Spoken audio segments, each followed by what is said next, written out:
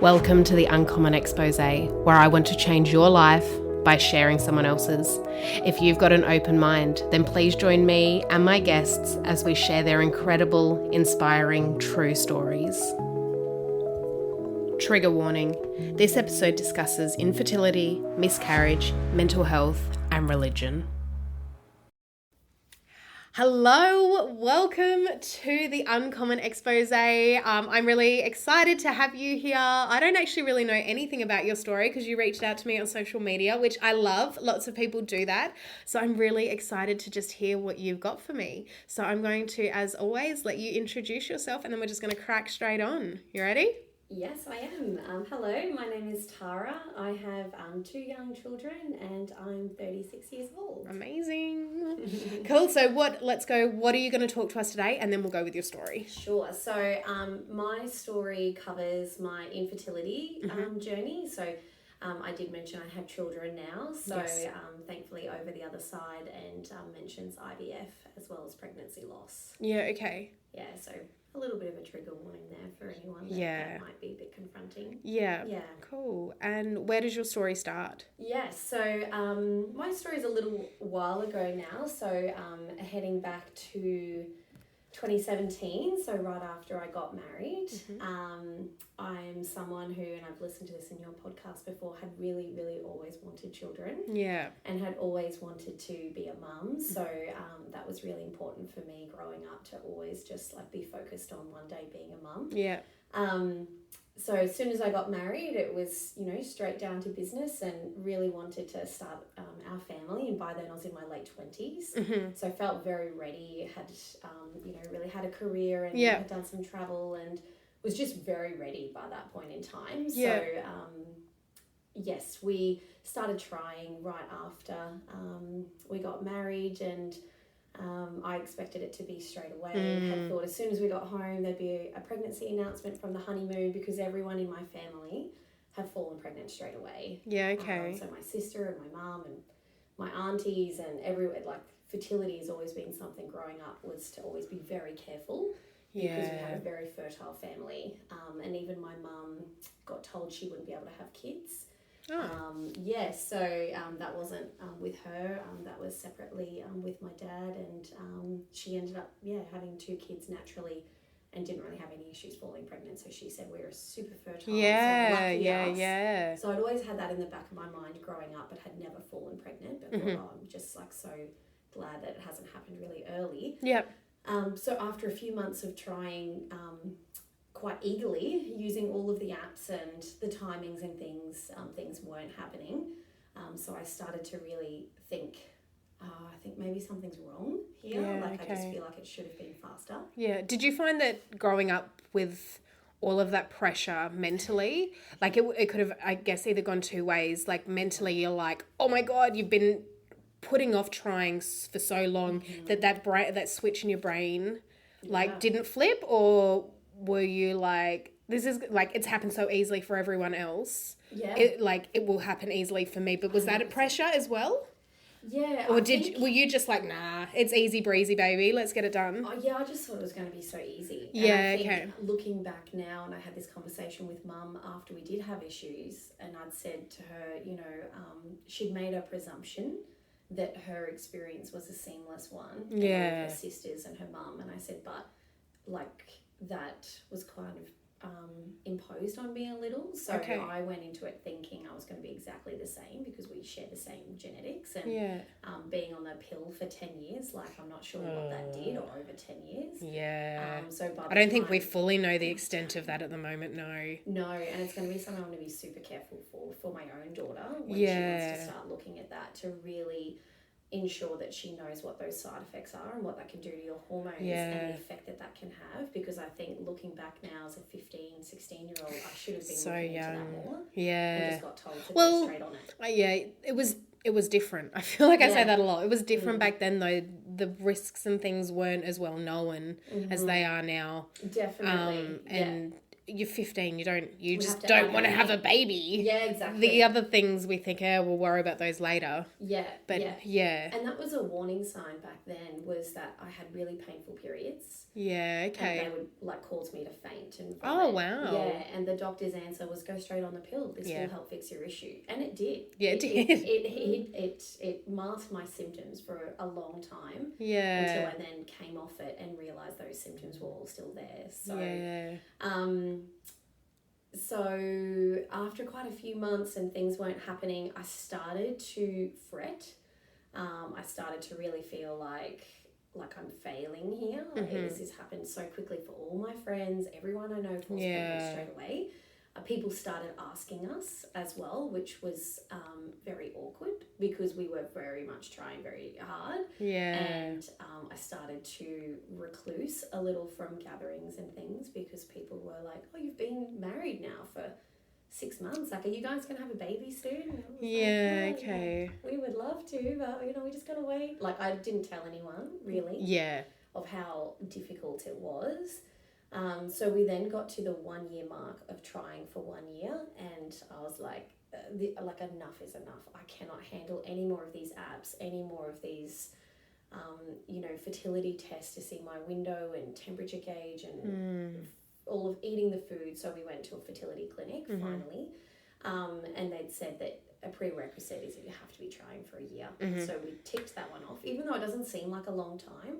It feels like a really long time when you're in it. Oh, I think a year is a long time. It's a long time. It's 12 disappointments. Periods. Yeah. Exactly. It's every single month seeing your period come, and it's like it's a grieving. And it's work process. for 12 months. It's every day. work. Yeah. Very hard work, emotional. I think that sounds like forever. Yeah, definitely. It's like a plank. It's only a minute, but it goes forever. I think that would feel like forever. Yeah, definitely. And that sense of when your period comes every month and seeing that blood, it's just like a loss every month that you're facing, like every single month. Like you didn't make it that month, and like you've lost that opportunity. And I felt like this like ticking time clock when people talk about the clock. I was then approaching 30, and I was like, that's when I was meant to have had a baby by now. Like it was a real impending sense of doom almost. Yeah. So we went to the fertility clinic and we got all of our tests done, and they tested us and such scrutiny with tests, and everything came back fine. And they're like, you guys are fine. Like, you'll fall pregnant naturally. Yeah. And I was like, but we're not, though. And it's not from a lack of trying. So I said, well, I know you may think we're fine, but I'm like, I don't think things are fine. Like, I know my body and something's not right here. Yeah. So finally, they let us start our first IVF cycle, which I started on Mother's Day in 2018. I had my first injection.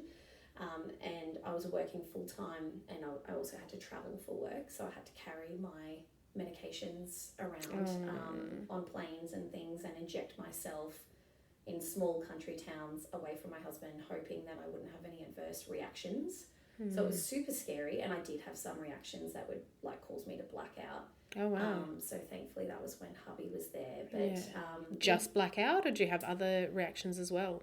It was just blacking out. Yeah, okay. Yeah, so thankfully some people have really adverse reactions to those hormones, so I'm really glad that I didn't get the rage and the horrible weight gain and the nausea and everything. Like I was fairly okay. The things we do to our bodies, I know, right? For babies. Worth it. So worth it. It's but, so worth it. But it's so much. Yeah. Especially when I really started to just feel depressed, that I was like, why is this our story? Like, why is this happening to us when this isn't happening to anyone else I kind of knew of in my friendship circle? Yeah.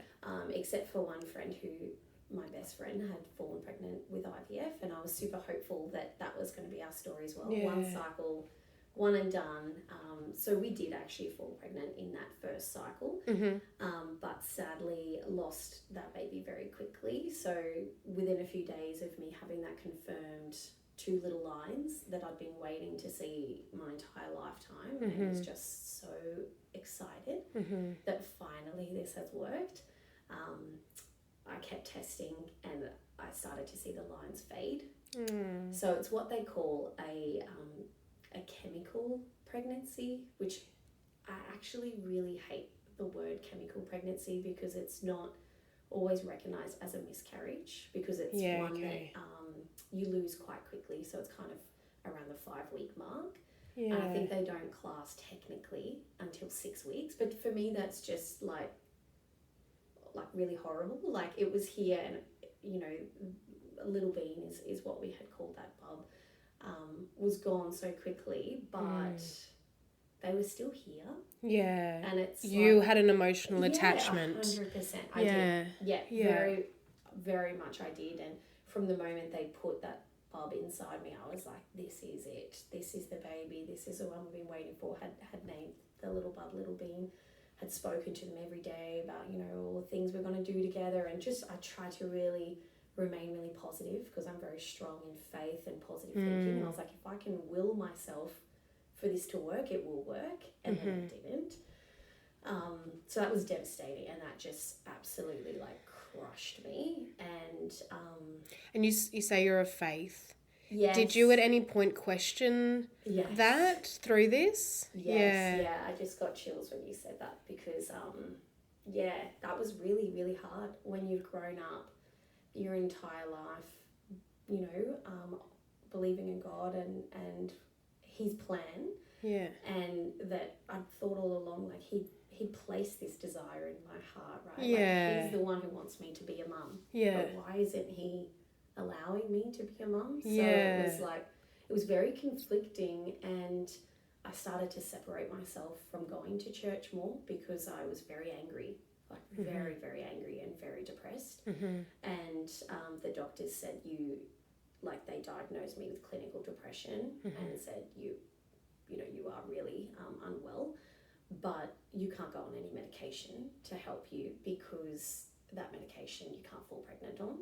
So it was like... Oh, that's really interesting. I know. Because there's medication for postpartum depression and psychosis and anxiety, but for some reason they couldn't give me something that I could fall pregnant with. See, and I'm sure that someone else has come on and said that they were on antidepressants while they were trying. Yeah, and I kind of didn't believe that at the time, but also when you're trying to fall pregnant, it was like I was eating all of the healthiest foods. I'd stopped drinking coffee. I'd stopped, obviously, drinking alcohol. I was just on the healthiest diet, on all of these Chinese herbs to try to fall pregnant. It was all about keeping my body warm, so I was always in socks and soups and so I didn't even, when they said that, I was like, I didn't really question it because I was like, I don't want to put anything artificial in my body that's going to hinder anything that I'll be left to blame if I lose a baby. It's not going to be for something that, you know, that sounds awful to say. No, I understand your point of view, and everyone has their own, and for some people meds are 100% necessary. Yeah. And I really needed them. Well, yeah, but I can understand your thought process at the time when you're so desperate for something. There is nothing that you want. You don't want anything that could possibly, even like 0.1%. You just don't risk it when you're so invested. So I can completely understand why that's the choice you made. Yeah. So I started really reaching out for support by joining infertility support groups, and I found a meetup group in Brisbane, which was just like incredible. Were they of faith as well, or was no, they weren't. So this was when I kind of started separating myself more from going to church, which was sad, really, looking back. But yeah, I just needed connection with people that had been through the journey. We would laugh about, like, we'd all had like quite different journeys, and some people had been on this for 8 to 10 years of this baby training, you know, and that led to divorce. And I was sitting there thinking, am I going to end up getting divorced too? Because it was causing such problems in our marriage. Yeah. Because of how upset I was, and I was crying every day, and I was like not the same person anymore, a shell of who I was. I was like, if I don't have a baby, like this could be it. Not only will I not be a mum, but we might not make it through this. But this group was amazing because we would just like have a laugh at what people would say, like just the silly, like go on a holiday, like I was going to fix anything. It'll happen when you stop trying. Yeah. And like I am a believer that everything falls into place, and it certainly has now. But at that time, advice like, you know, if it's meant to be, it will be.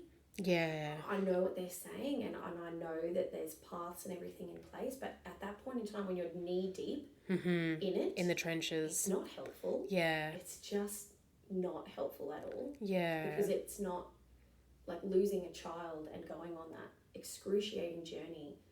It's easy to say that when you're not on it, but if anyone who's been on it, I'm sure that they wouldn't say that to you whilst you're doing that, because it's just not as helpful as I think I just wanted to hear from people. Like, I'm just like, sorry that you lost your baby, and are you okay? And like, just general, like, rather than trying to solve it, because it can't be solved. Essentially. Yeah. You're already doing everything that you can to solve it. Yeah. I wrote down at one point in a notebook everything I was doing, just so I could visually see I was doing as much as I could. Yeah, yeah. And the notebook was pages long of every small step of eating pineapple because it makes your blood thinner. Like, just crazy stuff that no one would think that is going to lead to it, but the amount of research that I've just, all through the night, I couldn't sleep because I was just researching like various ways and techniques and timings. And so we lost our first. I wasn't back in church at this point in time, and then we didn't have any embryos from that first cycle, so the other two that I had from that cycle didn't make it to day 5, so you have to have them make to day 5 before you're able to freeze them. Oh, so it was okay. devastating. So then I had to do it all again. So with that round, I didn't experience IVF. Yeah. So they harvest the eggs and then they fertilize them For 5 days. and then out of 3, only one of yours survived, which is the one that was implanted. And then I lost it. Okay, and then the other two just didn't even make it. So that first one did make 5 days, and then they inserted it. Exactly. Yeah, or implanted it. Yeah, that's exactly right. So then I was back at square one again, which means starting all the same injections. Yeah. So again, I was envious of the people who did IVF that did have frozen embryos, and then they could just go back and get another one implanted, and I didn't have that. So it was like, it just felt like nothing was going right. Like, even on the IVF journey, it was like just envious of people who fell pregnant and kept their babies, envious of those who, you know, the person next to me had 17 eggs that they'd picked up in their second cycle. Wow. They write the number on your hand, so when you wake up out of surgery, you can see the number of eggs that they took out. And you had 3 removed. I had 5 at that point. 3 were only suitable. Yep, okay. But in my second cycle, when I saw that person have 17, I only had 2 written down on my hand. So I went again, 2 eggs, and she was ecstatic, understandably. So happy for her too, but like, so many eggs in comparison. Yeah. I was like, why does she have 17 and I only have 2? And I'm 29. Like, I'm not, you know, I'm not. It's a geriatric pregnancy, Everyone's like, you have age on your side, you're young. But it was in that second cycle they came to see me and said, hey, we didn't pick this up the first time, but you're riddled with endometriosis everywhere. Oh, wow. Your organs are stuck together. We could see it when getting the eggs this time around, that it's just, it's attached itself to everything. And endometriosis is when the uterine lining grows outside of the uterus. Exactly right. Yeah, but it can adhere, like, so stick to other organs and make them stick together. Yeah. It can travel from your uterus and attach to other parts of your body. So a friend of mine with severe endo recently had some removed from her lungs. So she was having breathing issues. That is so sad. It is. It's terrifying, isn't it? To think something from your uterus has travelled so far and attached itself onto your lungs, which meant she couldn't breathe properly. And every time she got her period, when uterus would contract, all of the parts in your body would contract, which explained why my periods were always so heavy. Why, you know, it was so hard growing up, having that. So I was shocked, and I was like, how am I only finding out about this now? But also, this makes sense. Yeah. And it kind of, I had a diagnosis finally. So it was like, this isn't my fault. There's a disease here, a disease that affects 1 in 10 women and has no cure. Yeah. And has had research and not enough money poured into it for years, and there's no solution for people. Some people I know with endo can't work Yeah. Because they have complete debilitating pain all the time, not just when they have their period. Yeah. So I'm really thankful that I have been able to work and I have been able to maintain jobs and things. People lost jobs because of the amount of time that they have to take off. Yeah. But also I was like, so this is the problem. Like, this is what it is. This is finally I got my answer. Relief. It was a sense of relief. Yeah. It was like I felt like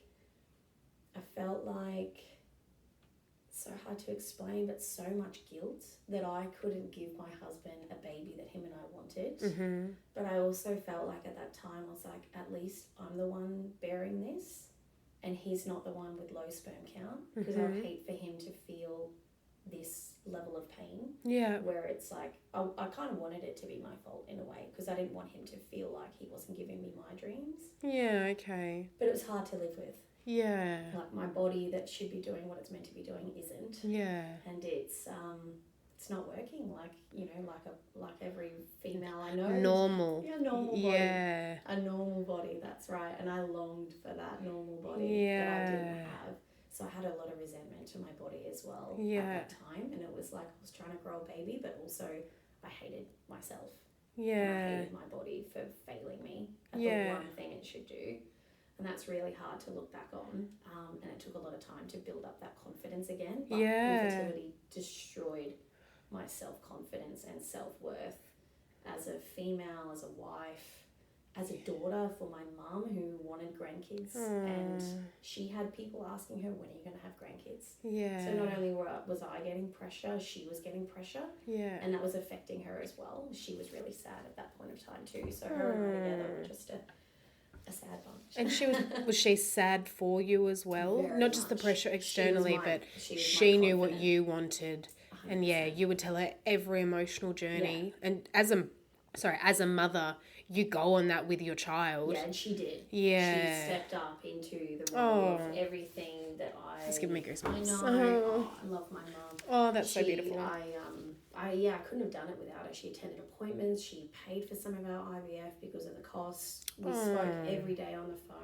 She was looking into her own research, and she was just incredible. Oh, what a blessing. Yeah, she is very much. And as a mum now, as you said, I do the same thing for my little girl, and I just hope she doesn't end up with endo and end up with these same issues that I had. I pray for her now that she doesn't. My mum had endo and I don't. Okay. So, Thank you. If that's brings me hope. Yeah, I have no really reproductive issues, and my mum was like you and told she could never have children or anything. So yes, it's very much an option. Okay, good. Yeah, I need to hear that sometimes. Thank you. Yeah, no, you're welcome. So the second one, out of those two embryos, we had neither of them made it, and I didn't find that out until the day they were meant to transfer. So pineapples are the kind of symbol for infertility. Oh, okay. So if people see someone who has a lot of pineapples on, they may love pineapples. But also, I wore a lot of pineapples at that time because it's seen as a blood thinner, and it just is like a symbol of infertility now. So it's on a lot of inspirational shirts and things. So this day, I was just decked out in all my pineapple gear, ready for my transfer, my pineapple socks and my earrings and my shirt and everything. So excited, and I get the call to say that neither of those embryos made it. I was in my I was doing a lot of acupuncture at that time, which was meant to help infertility. Yeah, and just devastated. Yeah, again, that I didn't even have a chance to even transfer to then move on from that. So they did. I met with the endo specialist, and they said you really need to have surgery to remove your endo because it's affecting your egg quality. Mm-hmm. But they said the surgery was going to halve my egg count. So as they scrape off the endo, that'll also scrape out almost half of my eggs. Oh my goodness. So I'd be losing so much, but I needed that for my egg quality. And I was like, oh my gosh, my eggs are horrid. Like they're terrible eggs, and now you're telling me I'm going to have to halve them? Yeah. And obviously, well, I say obviously, none of the eggs that are removed in that procedure Can are, use, no. that's No, disappointing. they're just all wasted. And the doctor said to me... That sounds horrible. I know, They're just they're wasted. Oh. Yeah, I know, horrid. Yeah, it's horrid, yeah. The specialist said to me at the time, like, you may need to accept you're never going to have a biological child. Oh, wow. She said it's just an appointment. I was a month before I was about to turn 30. Yeah. I was just looking at him and looking at my husband. Man. My husband was looking at me and I was like, oh my God. Oh. Like, this could be it. Like, could be my life. Like, childlessness forever. Yeah. And then I was thinking, how am I going to live? Like, how am I going to have a life without having a child? I was like, what am I going to do? Like, just travel? And my husband and I spoke when we got home. I was like, we're going to have to adopt. Yeah. We're gonna have to do something. I'll get eggs from America. That was about $20,000 to get eggs in across the border. And my husband's like, we don't have to have any babies. It's okay. Like, we'll still have a great life. And I was like, no, we're not gonna have a great life. Like, like, you think I cannot be a mum? Yeah. Like, do you know me at all? Yeah. So I started getting really worried at that point for our marriage because I was like, I'm going to become a mum. I'll be a single mum if I have to. Yeah. I don't know how I was going to get a baby, but I was like, I'll get a baby. I'll take a baby. I'll sell the house. Yeah. I'll mortgage it out. Yeah. I'll sell it and I will put, because, adoption's about $50,000. Yeah. So people like, you can just adopt. The wait list is over 12 years. Wow. Yeah.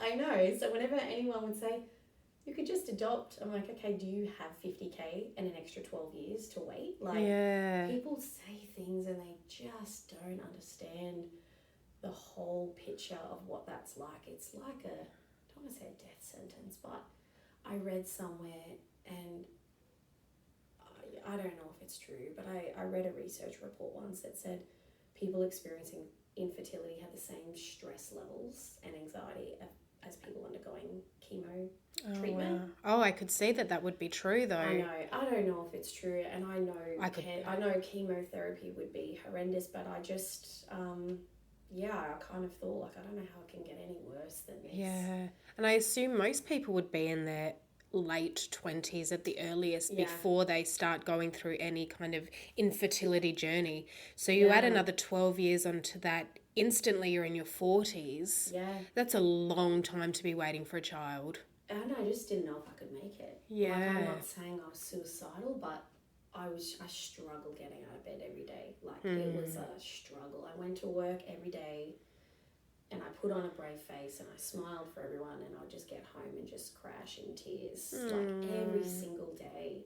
So I was like, how can I do this for any length of time? Like, it had already felt like such a long time, as well as grieving the loss of a previous baby. And you grieve embryos as well. I think that's something people don't always understand, is like, when those embryos don't make it, like, they were little babies, they were little souls. Like, you hold all your hopes on these little ones, and then you just get a phone call saying they didn't make it, and then that nurse just hangs up the phone. Like, that's not a social worker that calls you. There's no, are you okay? Like, do you want to come speak to someone? Like, there's so much loss involved in that journey. It's a constant grieving process. Like, you're grieving the entire time for babies, for how your journey was meant to be, how your life was meant to be. So it's full on. So we got told that I had to have this surgery. And then they said, this doctor said, let's go again for another third round. Let's get some embryos to freeze so you've got something to transfer after your surgery. And I was like, okay, let's do it. Like, what have I got to lose at this point except spending more money and the grief process if it doesn't work? So on that Man of cycle, things. I know, we got 5 embryos. Yay. Yay. The excitement. Yeah. 5 embryos. And on the day that they were all meant to be frozen on day 5. And then I get a call to say 1 has made it. 1 out of 5 is still here. And I was like, okay, crap, so I've lost 4 again. I'm like, okay, stay calm. I was like, okay, let's just put that one on freeze. And they said, this one's not good enough to freeze. It's never going to make it. It's never going to be able to thaw out and make it. Yeah. They're like, come down and we'll implant it. And I was like, are you serious? Like, you want to put it in this body? Like, endo-riddled body where it's everywhere? Yeah. And they're like, this is our only choice. It's either that or it's destroyed. Yeah. And I was like, far out. So I went in. I was like, positive thinking. Yeah. So I put my little, I started praying again, and I put my little headphones in, listening to Spotify. You are pregnant. Like, Yeah. this is affirmation. Positive affirmations. Yeah. And I listened to that at every single chance I got. Every time I was in the car, everything. And I was like, this one's going to make it. Mm-hmm. I'm so confident. This is the miracle we pray for. And that's the one. That's my daughter. Oh, yay! Yes, she did. She made it. Yeah, she defied all odds. I was a high-risk pregnancy. Yeah. And I was worried the whole time. Every scan I went to, I got to see her, and I was like, oh, please just make it. Yeah. Just please make it. And the day I found out I was pregnant with her, it was 2 days before I was meant to go in for my surgery. Oh, it would wow. have cost us $10,000. And I'm just so glad that, like, she just, I don't know how she made it. Like, I really, and that's when I did go back to prayer, and I just said, like, if you can just have this baby make it, Yeah. like, I will bring them back to you. And I know this is all part of a wider plan. And and she has, and we go to church again every Sunday. Yeah. And it's just insane. So when she turned 1, we didn't use any contraception after her birth, and they said you can fall pregnant really quickly. And I said, great, Irish twins. Bring it. Yeah. And I didn't think we would ever fall pregnant again. And I was prepared to go back for IVF because we really wanted to have 2, but I was like, she's probably going to be our only one. Yeah.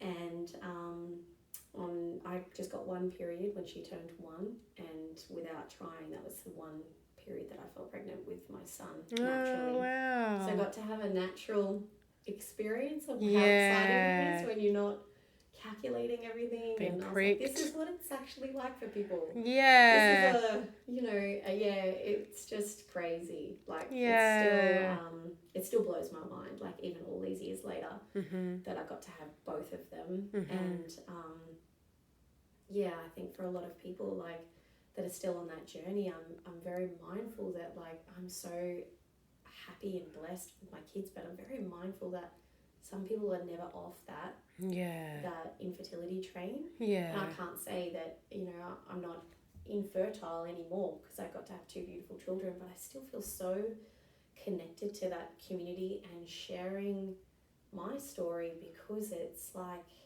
I just want to have people realise how intense it really is. Yeah. And I just don't know if people talk about it enough. And I know I felt so much shame. And I didn't tell anyone for a long time that that's what we were experiencing, because I felt guilt and I felt embarrassed. And it's nothing to be embarrassed about at all. And I wish I'd told people earlier. Yeah. So I could have had more help when I really needed it.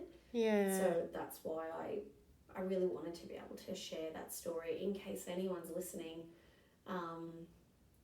that they don't have to live with that level of pain, like, to really reach out and talk to people, because it's nothing to be ashamed of at all. No. I wish I'd never felt like that. And then talking about it does remove the shame. That's and it becomes it's normal, like a common discussion. I'm normal. Trying and it's not happening. Yeah, and then you have more people to lean on. It's not all on one person to be your husband, your mother, your sister, exactly whoever it might be. There's more people to hold the pieces. Just like every other conversation is a normal conversation. 1 in 10 women have endo. 1 in 4 women will lose a pregnancy. Like, so many people are going through it, but yet you feel so alone, like you're the only person in the world that's ever experienced this heartache. And it's not, there are people everywhere, but I feel like just a lot of people don't want to talk, and I totally understand that. But for me, that's what started to heal me in my journey, was actually talking really openly about it. Yeah. And I do now. I share people when they ask about the kids, and I was like, Abigail's an IVF baby. Like, isn't she such a miracle? And, like, Flynn is too, because he made it through when I didn't think anyone would be able to make it through that horrendous insides of mine, which came through. Like, pregnancy can sometimes restore, remove, balance endometriosis. Have you found that? It's a good question. I have found that. My specialist said breastfeed for as long as you can. Okay, I've been breastfeeding for 5.5 years straight, back Yeah. to back. Yeah.